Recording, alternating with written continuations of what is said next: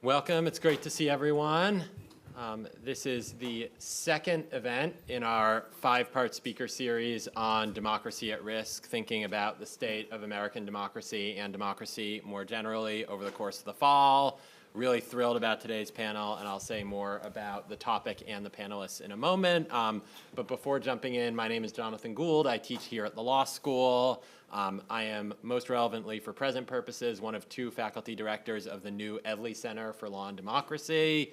The Edley Center, named for our beloved former dean, Chris Edley, who sadly passed away a few months ago, is going to be thinking about work at the intersection of democracy and law, of which there's obviously much to say. And the speaker series is our first set of events, but please stay tuned for more, and we anticipate opportunities for student involvement in the months ahead.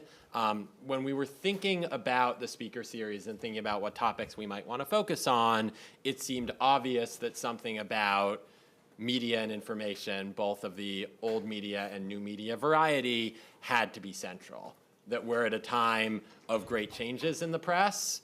On the one hand, the legacy media, while a small number of outlets are doing quite well, is by and large suffering. We've seen widespread newspaper closings, revenue is down, readership is down, and there are obvious effects that that has on our democracy, especially the local media outlets that have historically done investigative work, that have covered state and city government. There's a lot less of that than there used to be on the aggregate, again, with some important exceptions, and that has impacts on the state of our democracy.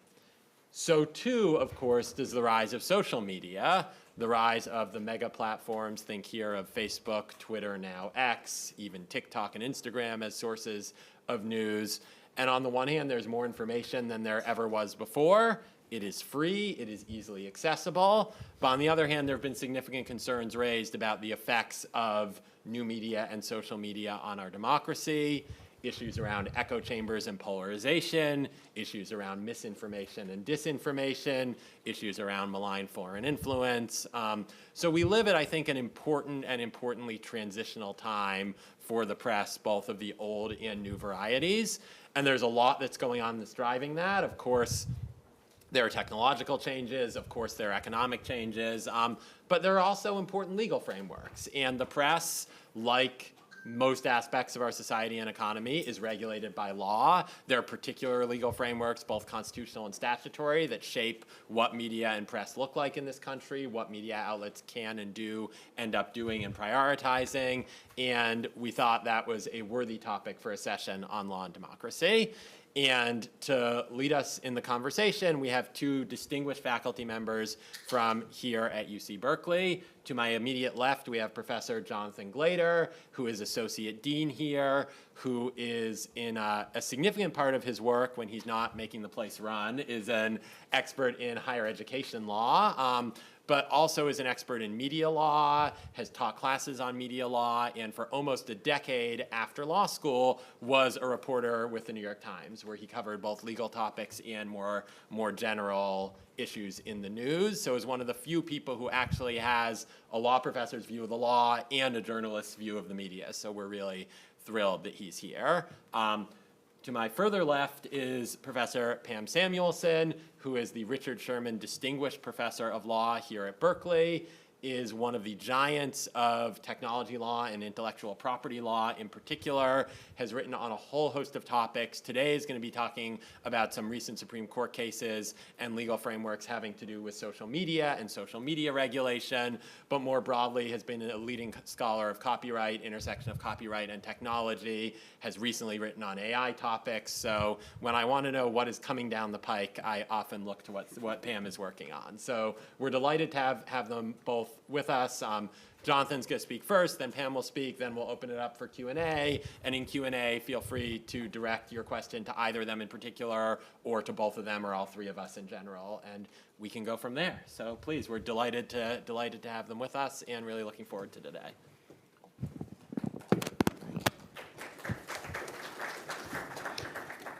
You haven't heard what I'm going to say yet.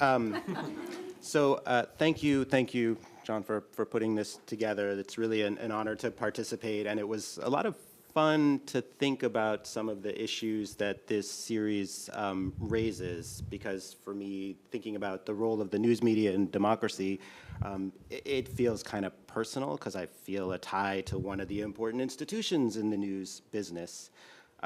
That's the world I know, and our third panelist, who unfortunately is unable to join us today, was a colleague at the Times, who I think would also share some perspective and stories that would benefit all of us. When I was a newspaper reporter, I didn't think about the law as a reporter. I thought about the law as something to be reported on.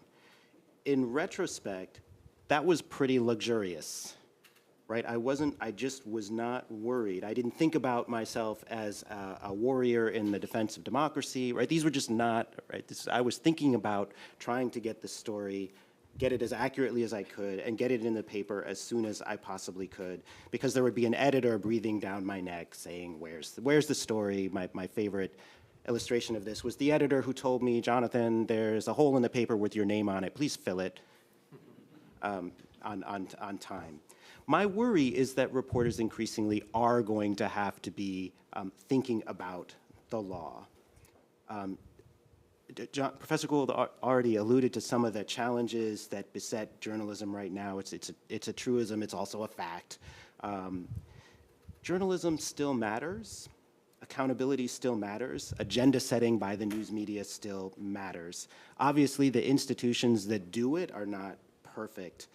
And we know more and more than we ever did, I think, because of the extent to which news organizations are covering each other about the possibility of bias in reporting, okay? So I want to talk a little bit about the law around news gathering. Can people hear me? Is this in the right? Okay.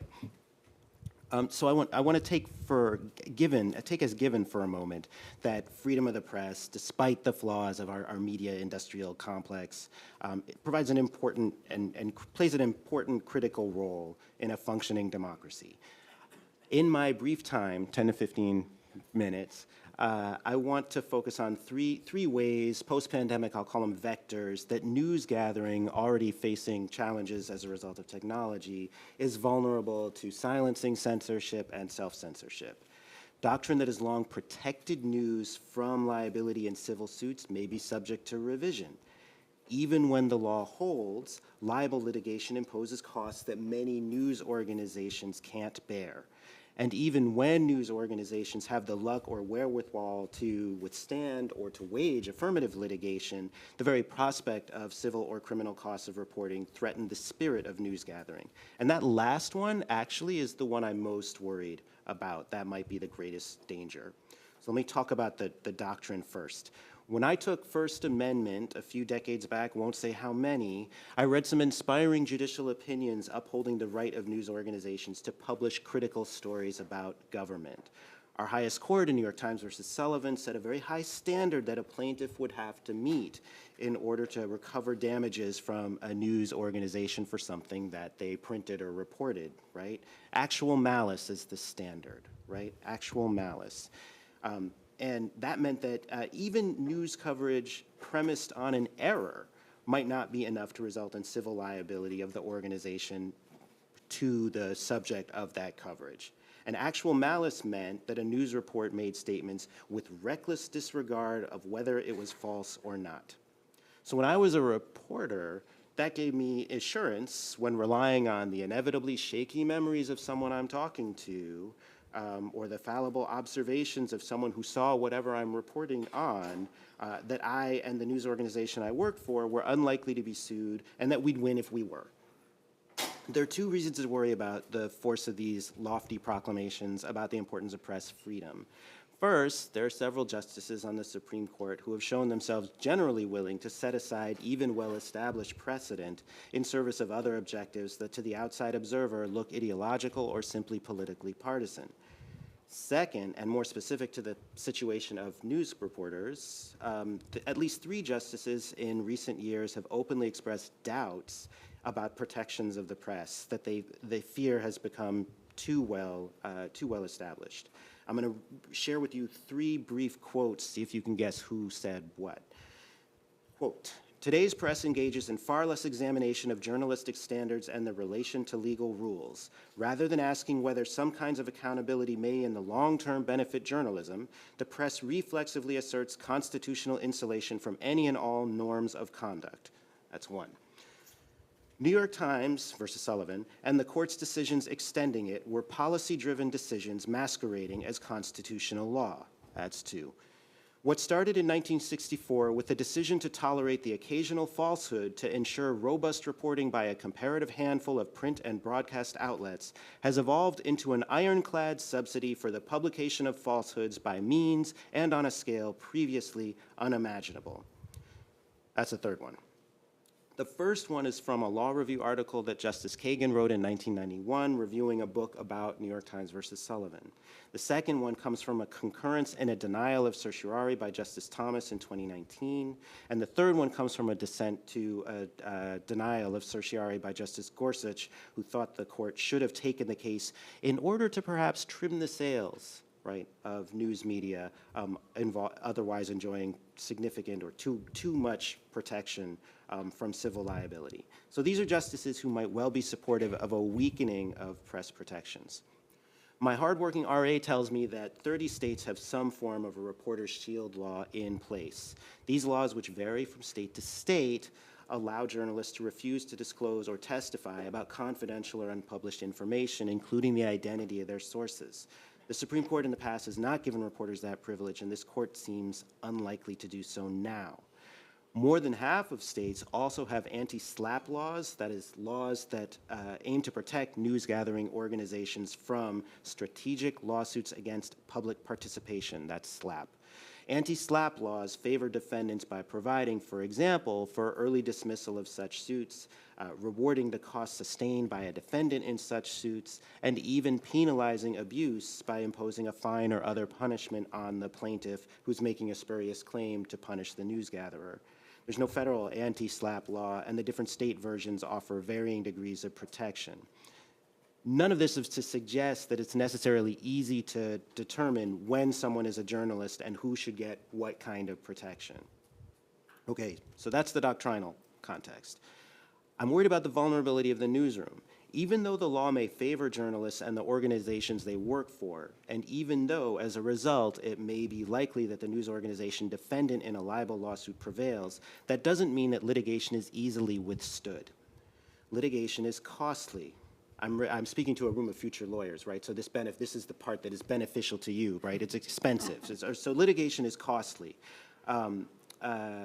Even if in the end a plaintiff may be compelled to pay for the legal fees of the defendant. So the highest profile case in recent years that I know of is the case of the Marion County Record, which some of you may have read about. It got a lot of press coverage. The Marion County Record was raided by police in August of last year, and according to the coverage in the New York Times, the authorities said the search was part of an investigation into how a document which contained information about a local restaurant owner's steps to restore her driver's license had been obtained by the newspaper. The authorities said that the acquisition may have constituted identity theft and other crimes. No article containing that government record had ever been published, and the record said it had been obtained from a confidential source. The publisher of the record, whose 98-year-old mother died a day after the raid, which included a search of her home, filed suit against the town of Marion and various officials. So they had some resources, right? The local police chief was ultimately forced to step down, and the reporters got their seized gadgets, phones, computers, hard drives, back from law enforcement. But what's chilling about this case is not every news organization can afford the legal representation to challenge state action, let alone sue for damages afterward. With the proliferation of smaller local nonprofit news gathering, I think about Berkeley side and Oakley side, right here in the East Bay, Oakland side, and now Richmond side, the risk of legal costs cannot be dismissed lightly. As far as I know, this kind of law enforcement activity against a newsroom is rare, but it's suggestive of the risk, which leads me to the more intangible threat to news gathering, this chilling effect, what I call the threat to the spirit. This is my last point. I already mentioned that reassuring awareness I felt as a reporter that the law was on my side, on our side. Awareness of the possibility that the law may not protect or that the cost of invoking its protection is too high cannot but have a deterrent effect on reporting. This may manifest in too many ways to list and difficult to observe. Think about the choices that a news organization might make about sections of the report to invest in, whom to hire to cover what beats to create, as well as what individual stories to report out and how to investigate them, whom to identify by name in those stories. If safety or personal and professional and economic considerations counsel in favor of discretion, that's a powerful force to overcome. And we'll never know what stories are not reported, are not told. That vulnerability to self-censorship comes at a terrible time, with political attacks on news coverage itself now the norm. Reduced credibility, which may result from genuinely bad faith or biased reporting work, makes it harder to make the case for special protection of news gathering. First Amendment scholars may invoke the importance of protecting undesirable speech today in order to be able to make undesirable speech tomorrow, but that argument requires a long view that seems less and less widely accepted in the regular world. Like other institutions, say universities, law schools, news organizations need to invest in showing why they're essential. That's not something that law can do. What these three areas of vulnerability should, I hope, make clear is just how much of newspaper reporting, news reporting generally, relies on a certain degree of faith. Faith that the powerful subjects of reporting will not bring the full force of their power, drawing on the law itself and on extra-legal threats and punishments to bear on the journalists. Second, faith that the institutions of government will not themselves turn against news organizations or be manipulated by the subjects of negative news coverage to do so. And third, faith that the judicial branch will continue to recognize the importance of news gathering as an enterprise. And finally, there is a fourth, faith that the news coverage itself matters, right? That coverage will contribute to the creation of an informed community that will make enlightened decisions. And I fear that we confront a crisis of faith.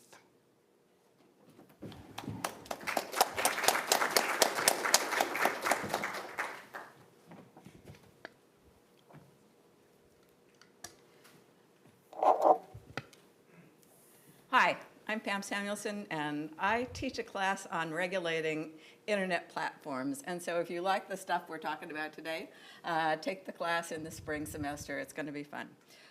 So it's a very big year before the Supreme Court this year for social media and the First Amendment. The court actually took 5 cases and was able to decide 2 of them with together. So the Moody versus Net Choice case was probably the biggest news. It was about a First Amendment challenge to state laws that forbade social media platforms from censoring the speech of conservatives on the social media sites. The second case was the Murphy versus Missouri case, First Amendment challenge to the Biden administration officials who had jawboned, that is to say, tried to coerce social media platforms to take down or deprioritize some lawful but awful stuff like hate speech and the like. And so the third case is Lindgey versus Freed, which addressed when the First Amendment constrains government officials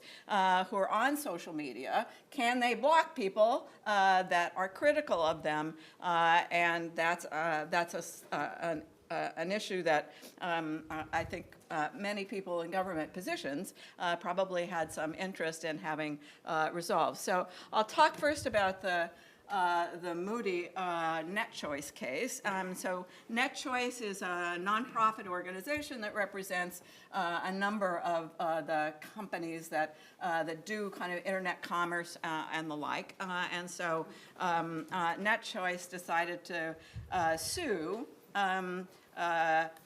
Moody, who is a Florida Attorney General, because Florida and Texas both passed laws forbidding the social media platforms to censor the conservative postings by their citizens The 11th Circuit in the Moody case decided in Net Choice's favor and struck down the law as a First Amendment violation because the platforms, according to the 11th Circuit, have First Amendment rights to engage in editorial discretion about what they keep up on their site and what they take down, and so the Florida law was unconstitutional. The Fifth Circuit in the Paxton case, Paxton being the Attorney General of Texas, decided in Paxton's favor, obviously creating a circuit split here. And the Fifth Circuit's opinion, among other things, said that the platforms really didn't have any First Amendment rights to stop this because the Texas law had designated them as common carriers, and common carriers cannot discriminate against people based on what they think and what they say. And Texas, Paxton argued that Texas had a legitimate interest in protecting the First Amendment interests of its citizens, right? So the idea was not that censorship is something governments do. Here is a sense that what the social media platforms were doing was censorship of Texas citizens. So the Supreme Court was unanimous on some things and not unanimous on others. The thing that they were unanimous about had to do with the scope of these laws. Now, clearly, they apply to Facebook, to Twitter, now X, and YouTube, maybe also to TikTok and so forth. But they were both the litigants in the case and also the courts that ruled on these just sort of assumed that those were the only entities that were being regulated by these anti-censorship laws. And so there were questions during the oral argument about, well, what about Etsy? Does it apply to this person? Does it apply to this entity? And so the thing that they basically agreed on was to send the case back and ask the courts and the litigants to pay more attention to the actual scope of the law, because depending on the scope, it might be more unconstitutional in this context than in that context. And anyway, that's the thing that they agreed on. Another thing that they agreed on was that facial challenges to constitutional challenges require proof that enforcement would substantially interfere with First Amendment rights. And in the Moody case, there was basically no record and only a very thin record in the Paxton case. So they're going to have to go back and basically collect evidence about the impact that the laws would have on various persons, entities, and the like, and then come forward with more evidence to support that. But at least the majority of the court thought that there was so much bad First Amendment analysis in the Fifth Circuit's Paxton decision that it was important to announce a set of principles that should guide the Fifth Circuit upon sort of remand. And the bottom line is that social media platforms' enforcement of its content moderation rules against things like hate speech, disinformation, bullying, and the like, and they remove the content or deprioritize it. It's an exercise of First Amendment editorial judgment. So that was a really important part of the court's ruling, and then the court enunciated a set of principles. And for those of you who study First Amendment law, it's going to be good to know that the Miami Herald versus Tornillo case, which struck down a Florida law that gave people who had been criticized by the Miami Herald and other newspapers an opportunity to reply and to force the newspaper to publish that particular reply. And the Supreme Court struck that down. So one of the kind of foremost Supreme Court opinions on the First Amendment. And I think one of the other things that we were looking for in this particular case was to see whether the Supreme Court would treat newspapers as having the highest First Amendment protection and social media less protection. And what you see is by invoking the Miami Herald case, it seems like the court's willing to treat social media like they would treat newspapers. And what are the implications for democracy of the Moody case? Well, the Florida and Texas legislators are probably not going to be very happy about it because they thought that their democratic passage of these laws was a good thing. But I think that for democracy, as I think many of us care about it, it's a good thing because it means that although governments can't, consistent with the First Amendment, require social media platforms to take down the lawful but awful stuff that's often on these social media sites. It's pro-democracy because much of that content is stuff that the administration probably doesn't want on election disinformation and the like. You don't want that to happen. So the social media platforms then have First Amendment rights to take that stuff down, and so that's an important development. And the next two cases that I'm going to talk about address two other of the social media platform issues that were before the court. So Murphy versus Missouri was a case in which the state of Missouri and the state of Louisiana and 5 individual plaintiffs sued multiple Biden administration officials for violating the First Amendment, saying that they coerced or significantly encouraged social media platforms to censor their citizens' postings. This is job boning because a government official is essentially coercing the social media platform to do something that the government wants to have done. And so when if they are coerced, right, the social media platform then becomes a state actor constrained by the First Amendment. That's what the job owning issue really is. And the trial court and the Fifth Circuit ruled in favor of the plaintiffs and issued a preliminary injunction against further essentially pressure by Biden administration officials. And so that was an important thing. The government sought an emergency stay, and rather than decide that, the court essentially treated it as a cert petition and granted, and so bottom line, the majority of the court said that none of the plaintiffs had standing to sue. So what was the problem? The problem was that there was a lot of takedowns of election disinformation, takedowns of COVID-19 vaccine disinformation, but there wasn't really evidence that this particular official coerced this particular platform as to this particular type of posting. And so while there were kind of lots and lots and lots of examples of the Biden administration people talking, it's the case that the government's free to actually have a communication with social media platforms and to say, you know, this is troublesome for these following reasons, but you just can't coerce them, right? You can try to persuade them, but you can't coerce them. Here, the social media platforms, because of their content moderation policies, had independent reasons to take down a lot of the material, and so conformed to it, but they had independent reasons to do it, and so there wasn't a causal link.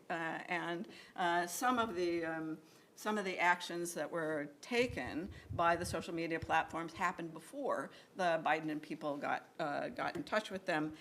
So that was important. So I think in terms of democracy implications, this is a good ruling. It means that the government officials are going to be able to communicate with the social media platforms to express concerns and urge takedowns of disinformation and other kinds of harmful content. But jawboning actually is alive and well. One of the issues that was before the court in the Murthy case was whether coercion is necessary or significantly encouraging. We know now from the National Rifle Association versus Fulo case that it's got to be coercion, right? There's got to be a threat that if you don't do this thing and censor this particular speech, then there will be repercussions for you as a social media platform. And the National Rifle Association case, basically, the Supreme Court said that the complaint stated a viable cause of action for jawboning, and so was sent it back to lower courts. The Linke case was, again, a pair of cases involving some government official who has a social media platform, uses it sometimes for personal reasons and uses it sometimes for kind of a communication about the policy of the government about particular issues, and then people criticize them and they block that person, and the blocked people basically became plaintiffs, suing to try to stop the government official from blocking them. The Supreme Court basically announced a test for when state officials are going to be constrained by the First Amendment. In the Linke versus Freed case, Freed had his Facebook page. It predated his role as a government official, and he did a lot of personal stuff on it, so the court basically said he's not acting as when he blocks somebody who's criticizing him, that was not a First Amendment violation. And the test for when a government official's social media postings become state action constrained by the First Amendment, it has to do with what do you have authority to speak on behalf of the state on that particular issue, and did you purport to exercise that authority when you spoke on social media? And if the answer to both is yes, then the First Amendment will constrain you. But interestingly, the court addressed a narrower issue than had been addressed below, which was that you have to focus on the posts, right? When you post this particular thing, that thing may be constrained by the First Amendment, but since you might speak out of both sides of your mouth to different audiences, that's going to be a different thing. So that's actually, and the O'Connor-Ratcliffe case got sent back down to reconsider in light of the Linke decision. So again, implications here. I think part of what's good about that particular decision is that government officials are actually free to talk about whatever they want as long as they're constrained in this particular way. I think one of the things that the court's opinion does is say to people who have government positions, be clear about when you have a personal page and when you have a government page, and that's probably a good idea to segregate those kinds of things. But it also means that members of the public can criticize those government officials, and there are going to be First Amendment constraints on some actions if there is abuse. So overall, I think the news is good. The Supreme Court addressed important issues about the First Amendment and social media platforms. And these three cases, I think, are ones worth teaching. But I will point out that Justice Alito published some pretty dyspeptic dissents in the Moody and the Murthy case, joined by Thomas and Gorsuch, and so they don't believe in the First Amendment the way some of the rest of us do. So that's it. Thanks.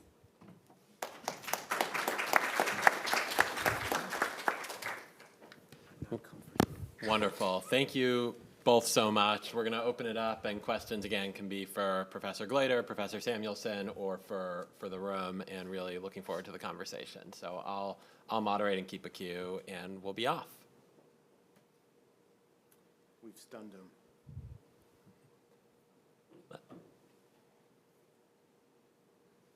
Let me kick us off while I'm sure while the questions incubate. Curious for you both. I mean, one thing that seems to me in listening to both these presentations, kind of a commonality, is real ambiguity about what's next. That this is not a settled area of law, certainly in the social media domain, and the fact that the three principles in net choice seem to me likely to lead to more litigation. And I'm wondering, is there enough play in the joints? What, from kind of what you're seeing out of the world of social media, what's the next litigation and the litigation after that? And I assume this will just keep going unless you think that the court has actually kind of given sufficient clarity. So that's my question for Professor Samuelson. And Professor Glater, curious on the New York Times v. Sullivan question, which is not the only thing you talked about, but was a central part of it.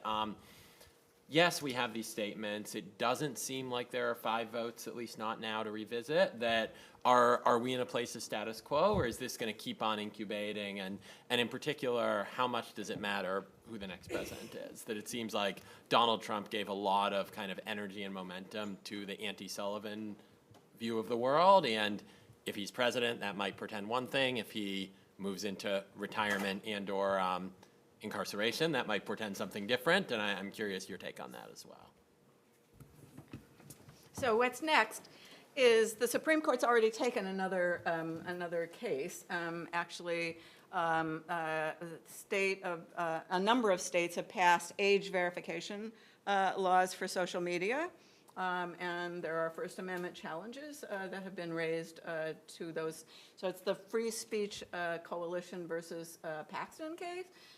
So the court will have another opportunity to weigh in. And of course, this is more complicated because First Amendment protection for children and laws that protect children are viewed a little bit differently than other kinds of stuff. So there may be some concerns about protecting kids that will mean that some of the people who otherwise would be kind of like First Amendment strong might be less so. The Texas law is not the only one that's been struck down. So this case will then, I think, have a really important impact. Also, Congress is considering the Kid Online Safety Act, and there are a number of state bills. The Ninth Circuit actually has a case against the design of social media regulation. I think it's another Net Choice versus Bonta case. So there's a lot going on in this particular First Amendment social media field, and I think it's worth remembering that last October term, the Supreme Court had 3 very significant social media cases, not about the First Amendment, but about Section 230 and about whether the Anti-Terrorism Act could be used against the social media platforms because they had not done enough to take down terrorist content on their sites, and so the Tomna case and the Twitter versus Tomna and the Gonzalez versus Google cases were before the court.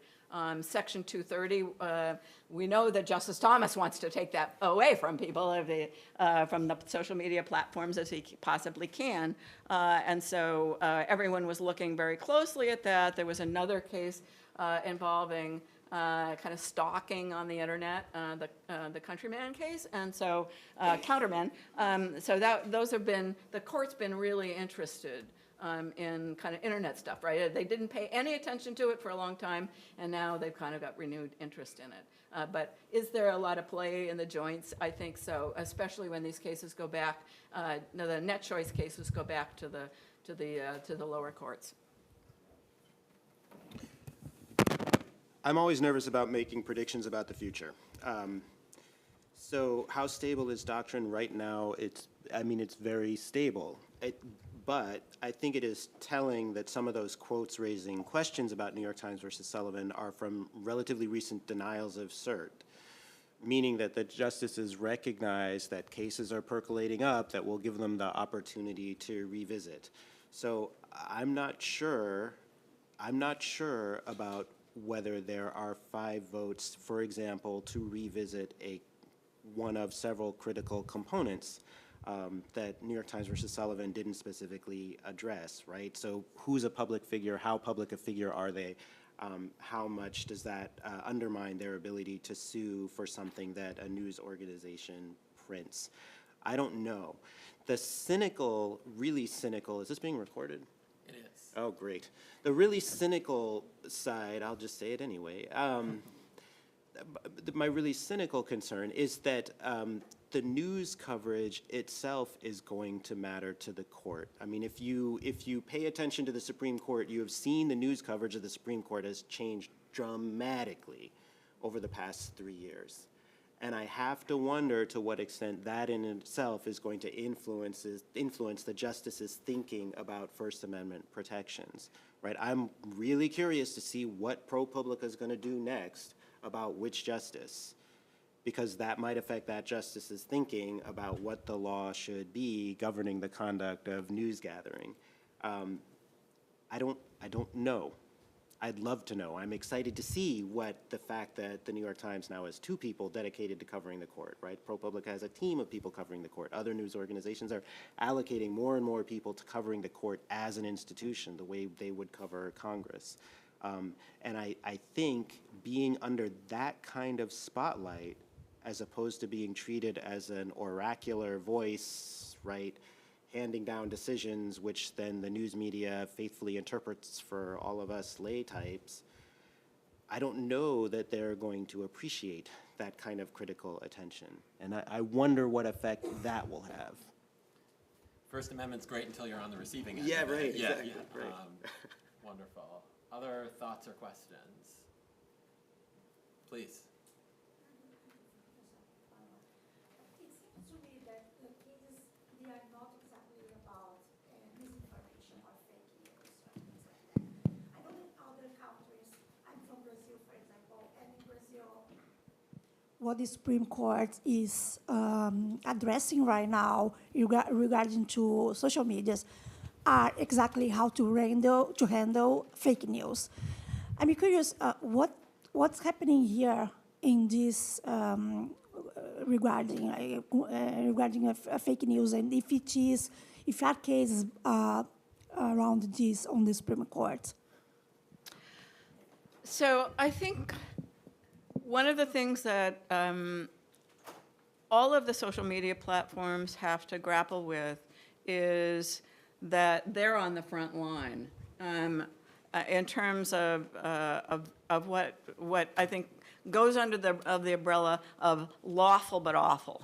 There are a lot of things that in other countries are just unlawful, right? So hate speech and Nazi paraphernalia, sales, and the like, that's First Amendment protected stuff in the United States, and not in other countries. So other countries can basically require social media platforms to take down a lot of information that the U.S. government and state governments can't do. So the social media platforms, again, have these content moderation guidelines, and if you violate one of the guidelines, and they're able to find it. And of course, one of the things that's happened is that because of the incredible volume of postings on these big sites, they have to use automation.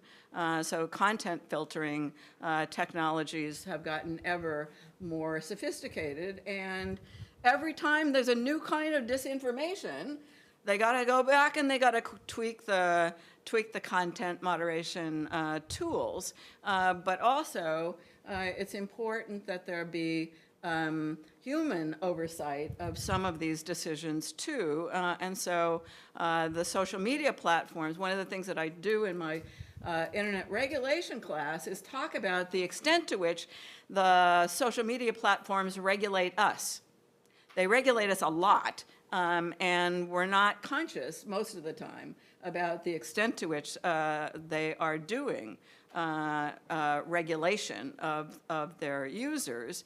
But, you know, people feel free to put a lot of stuff up on those sites that's really pretty hateful, and otherwise trying to stir up trouble, promote violence. I mean, one of the reasons that the January 6th insurrectionists have been able to get caught is because they were filming themselves and posting on social media, and so that's an important thing too. So another one of the really interesting things is the extent to which the social media platforms react when they get a subpoena for certain kinds of content.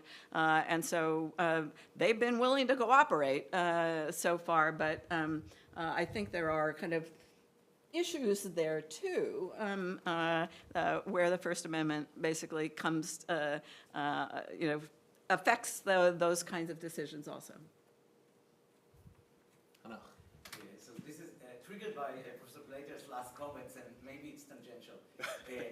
You talk about a crisis of faith, that it is an obstacle to enlightened decisions. And I was a little bit surprised by and I want you to elaborate on that, basically, or anyone else to talk about it. The question is whether it is faith or something else. And the other question is whether you think that it can or should be situated in the ways we think about professionalism more generally. And when we talk about enlightened decisions, I think that the term enlightened decision is connected, at least in my mind, to ideas about objective truth of the matter, facts, and ideas about objective truth, normative truth. That, otherwise, what does it mean to make enlightened decisions? So again, it may be, so the question is basically, do you think that what you observe is local, or is it a part of a bigger pathological moment in which we are experiencing regarding the way maybe we contribute as well for how ideals about professions, ideas about truth, ideas about justice. Small questions. Okay, no problem. Let me talk about the first one first. What you said about faith. What I meant there is, and I'm gonna let me make it personal again. So when I'm a reporter and I'm reporting on somebody who is the kind of person who wants favorable coverage and who has press people who will call and tell me what to write. And then press people who will call me after it's printed and say, we're going to see you into the ground, and I can say, oh, okay, go for it. If I can't say the okay, go for it anymore, or if I don't think I can say the okay, go for it anymore, because they can, right? They can sue regardless, right? Being successful in court is vindication of a sort, but it's an expensive vindication. It is easier for me, especially if I'm at a smaller news organization of the sort we're seeing more and more of sprouting out, if I don't have to confront the litigation risk in the first place, because it'd be so clearly established that if I've engaged in good faith reporting, and I haven't been extremely negligent in my reporting, for example, right? I shouldn't even have to discuss my reporting. And I should be able to engage in the reporting without fear of the costly litigation. Which leads to your second question about truth. when I was in law school, one of my classmates got into exactly this argument with our civil procedure professor who said, well, there has to be a truth. And my classmate said, couldn't we have room for multiple truths? Did not go over well. The conversation didn't end well. I have to think as a reporter, and this is a little bit of a dodge, right? I am trying to get it right.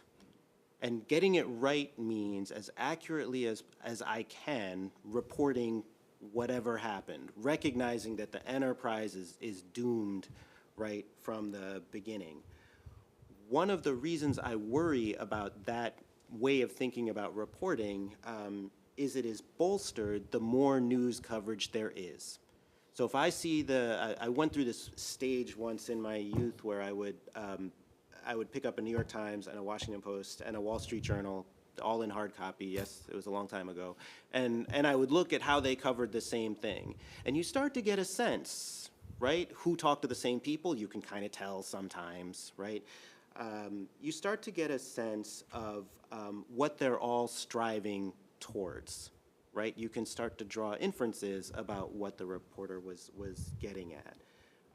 So I think the healthier the news environment is, the more we can rely on the product of that reporting, and the more deserving of protection that reporting exercise is. So one of the reasons I also worry about the trends I see now is as Professor Gould alluded before, is we are seeing a serious winnowing, and have been for decades now, of the news reporting complex, right? There are very few organizations that are thriving, and far more that continue to lay people off. And so I worry that the fewer resources are dedicated to trying to find out what happened, I won't say truth, the greater the risk that there's bias involved in whatever reporting actually happens. The more cases of evident bias we see in the reporting, the less deserving of any kind of doctrinal protection the whole enterprise looks like it should receive. And that's a difficult position to be in. I hope that I want to briefly follow up on this, then I'll go to you. I'm curious, one set of developments, we've covered an enormous amount of ground, but that we didn't cover that I think is relevant to Professor Dagan's question is these very, very large defamation judgments against Fox News by Dominion Voting over the 2020 election, and against Alex Jones over false statements with respect to Sandy Hook. And an observation and then a question, I want to bring both of you in on this. The observation is, one interpretation of that is their sin is they got the news wrong. But we all make mistakes, and there's such a thing as good faith mistakes. And maybe a more accurate interpretation is the sin was there wasn't actually an effort to get it right. That there was either intentional lying or such reckless disregard for the truth of the matter. And I'm curious, I think there's a way, and this is my inclination, is to see those cases as vindications of democracy. On the other hand, if one is worried about journalists getting sued and having to defend suits, there's an anxiety there, even if these are not the journalists who most of us in this room look up to. So I'm curious, Professor Glater, your take on those big defamation judgments, and then Professor Samuelson translating that. Facebook doesn't have to worry about those judgments because of 230, but what a world with a kind of cutback 230 would look like if platforms did have to worry about those judgments. Would that be a kind of better world or a worse world?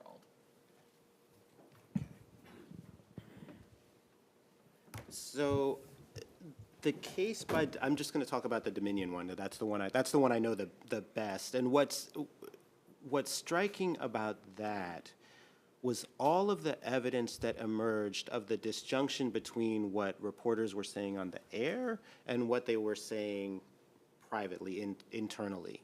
That starts to look like actual malice, right? That looks like more than negligent reporting, whatever that looks like. That looks more than recklessness, right? That looks like, you know what, we are going to contribute to a less informed democratic polity rather than a more informed democratic polity.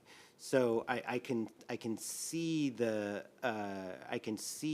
that case and the effectiveness of that case as a vindication of larger democratic interests. I worry, and I guess I'm glad it's settled, right? But I worry that cases like that also, however, put at risk individual news gathering institutions for some of the reasons I was just suggesting, that I think we are better served collectively when there are more organizations pursuing the news in good faith. Rather than fewer, and the possibility of mass liability like that, that has to be on the radar of news gathering organizations, right? I mean, we don't have Gawker, right? Yeah. So the issue is actually teed up in a case that the Third Circuit Court of Appeals just recently decided. It's a case called Anderson versus TikTok. And the case actually involves the death of someone who got something on TikTok and kind of did something and then it caused her to die. TikTok, of course, is saying 230 protects me. I don't. It wasn't content that I authored. And the Third Circuit actually said, well, but your algorithms were recommending this kind of content, and the algorithmic recommendation was the platform's speech, not the speech of this third party. Now, this is exactly the issue that was before the Supreme Court in the Gonzalez versus Google case, and the Supreme Court was able to duck that issue because it decided that the complaint against Google was so similar to the one against Twitter in the Tomna case, so that there was no cause of action for violating the Anti-Terrorism Act, and therefore both cases went away. So the Third Circuit now has said, well, algorithmic recommendations is your speech, and if it's your speech, then 230 doesn't cover it. So Facebook, I'm sure, is going to be doing, I think there's a petition for rehearing, and I think we'll see something happening. But certainly Facebook was going to be following that one really closely, and we've been kind of waiting to see kind of what's going to be chipped away at 230, and this is the most significant one yet. Thank you. You got a question in the middle here?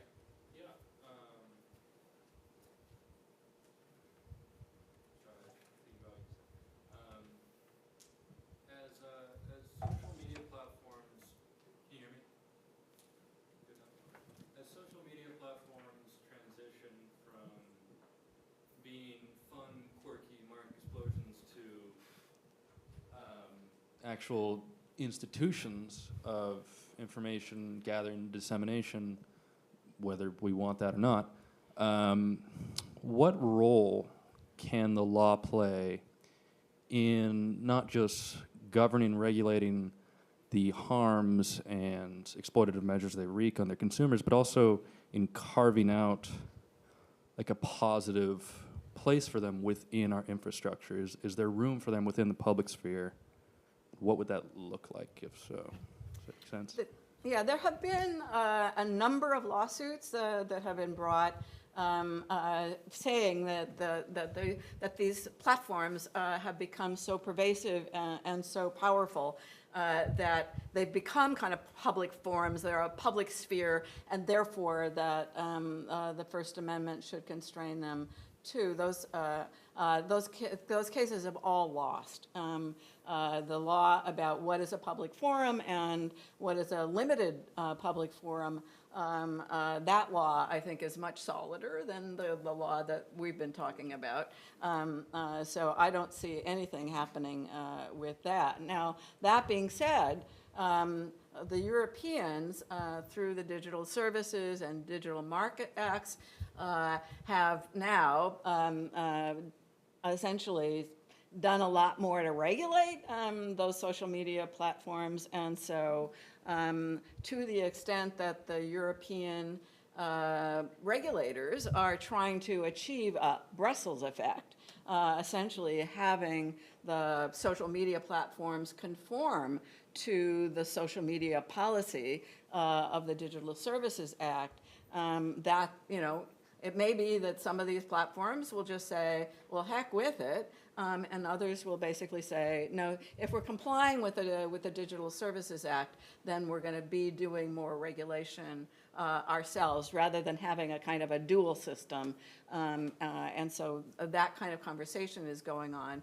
It's still early. The Digital Services Act has only relatively recently come into force, but it requires a lot of reporting, and it requires these platforms to do some things that under the old rules they wouldn't do.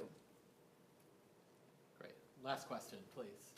And thinking about how the Supreme Court can dump issues upon realizing that the record is not as developed as they may have thought, or that the plaintiffs and respondents don't have standing, I can't help but compare these cases to what's happened more abortion cases from this past term. You see Moyle versus United States being dismissed for being denial from private being granted, compared to Moody versus Net Choice, the record maybe not being as developed, and then with Murphy versus Missouri dismissing it for lack of standing, and then Alliance for Hippocratic Medicine dismissing for lack of standing. And people have talked about how, especially for Moyle, that may have been motivated pre-election, not wanting to bring attention to the court as doing something that has larger ramifications on society, that can attract more media attention.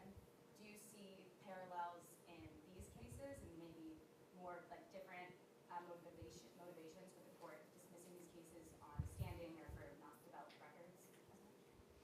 Wow, that's a lot to unpack. I think that, again, I think everybody expected the cases that the court decided this year. I think most people expected that they would come out the way that they did. The idea that if a Biden administration official tries to significantly encourage platforms to take stuff down that's First Amendment protected, that's job boning and a violation of the First Amendment, I think that's silly. So coercion, it basically sticks with the law that had been on the law about coercion before, and that seems to me to be right. So, the only thing that's different is you have 3 justices who are really hating on social media platforms, and in the case about age verification, it could be that 1 or 2 of the other people might swing over with them. So I think it's too early to predict on those cases, but I think the cases that were decided this October term, I think they were actually the cases, they were the outcomes you would have expected. Great. Thank you for a great discussion. Please join me in thanking our panelists. We have 3 more of these sessions. I believe we're off next week, but 3 more in October, and I hope to see many of you there.